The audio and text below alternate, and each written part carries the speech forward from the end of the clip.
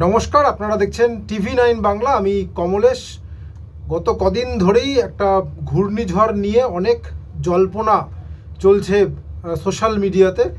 আপনাদের কথা দিয়েছিলাম যে নয়াদিল্লির মৌসম ভবন যখনই ঘূর্ণিঝড় নিয়ে কোনো রকম আপডেট দেবে সবার আগে আপনাদের সঙ্গে সেটা শেয়ার করব।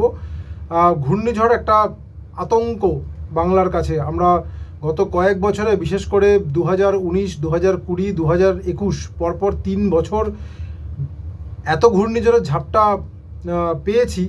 তার ফলে ঘূর্ণিঝড় নিয়ে স্বাভাবিকভাবেই একটা আতঙ্ক রয়েছে মানুষের মধ্যে। সেই আতঙ্ক বিন্দুমাত্র না বাড়িয়ে মৌসম ভবন কী বলেছে সেটা আপনাদের সঙ্গে শেয়ার করি। আশা করি যে আতঙ্ক সোশ্যাল মিডিয়ায় ছড়িয়েছে সেটা অনেকটাই মুছে দেওয়া যাবে। মৌসম ভবন কী জানিয়েছে? মৌসম ভবন জানিয়েছে এই মাসে, মানে আগামী কয়েকদিনের মধ্যে, ধরা যাক মের 22-23 তারিখ নাগাদ দুটো নিম্নচাপ সৃষ্টি হতে পারে, একটা আরব সাগরে, একটা বঙ্গোপসাগরে, এবং এই নিম্নচাপ দফায় দফায় শক্তি বাড়াতে পারে, এরকমই পূর্বাভাস এখনো পর্যন্ত। দেখুন, নিম্নচাপ শক্তি বাড়ানোর জন্য অনেকগুলো পরিস্থিতি বা অনেকগুলো শর্ত পূরণ হতে হয়। তার মধ্যে একটা শর্ত হচ্ছে বঙ্গোপসাগর, ধরা যাক বঙ্গোপসাগর নিয়ে যেহেতু আলোচনা হচ্ছে, সাগরের জলতলের তাপমাত্রা, অর্থাৎ সাগরের জল যত গরম হবে নিম্নচাপ তত শক্তি বৃদ্ধি করার সুযোগ পাবে। যেহেতু সাগরের গরম জল সেটাই নিম্নচাপের জ্বালানি হিসাবে কাজ করে। এখন মৌসম ভবন জানিয়েছে এই মুহূর্তে বঙ্গোপসাগরের জলতলের যে তাপমাত্রা সেটা অত্যন্ত অনুকূল। এমনিতে ঘূর্ণিঝড় সৃষ্টির জন্য জলতলের তাপমাত্রা 26.5 ডিগ্রি সেলসিয়াস বা তার উপরে উঠতে হয়, এবং মোটামুটি 50 মিটার গভীরতা পর্যন্ত এইরকম গরম জল লাগে।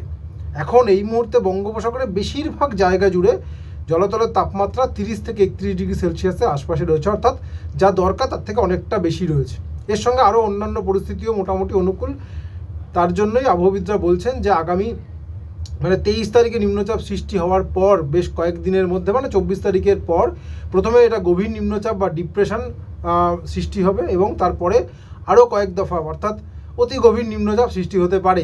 এখনও পর্যন্ত মৌসম ভবন সাইক্লোন বা ঘূর্ণিঝড় সৃষ্টির কোনো পূর্বাভাস দেয়নি।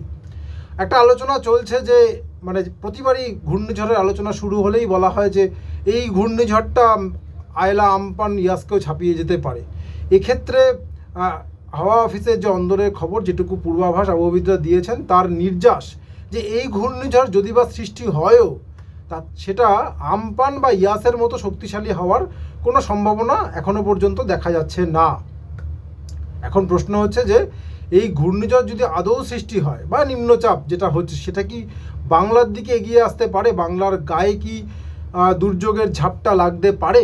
আবহবিদরা বঙ্গবাসীকে আশ্বস্তই করছেন, বলছেন আন্দামান সাগর লাগোয়া দক্ষিণ পূর্ব বঙ্গোপসাগরে যে নিম্নচাপ থাকবে সেটা পরবর্তীকালে উত্তর এবং উত্তর পূর্ব অভিমুখে এগোতে পারে।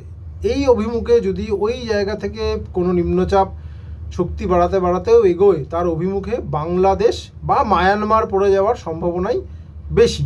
যদি এই অভিমুখেই এগোয়, সেক্ষেত্রে বাংলার ভয় প্রায় নেই বললেই চলে। ফলে এই মে মাসে 2020 বা 2021-এর পুনরাবৃত্তি হবে, বা 15 বছর আগে যেভাবে আয়লা এসেছিল তার পুনরাবৃত্তি হবে, সেই পুনরাবৃত্তির আশঙ্কা প্রায় নেই বললেই চলে।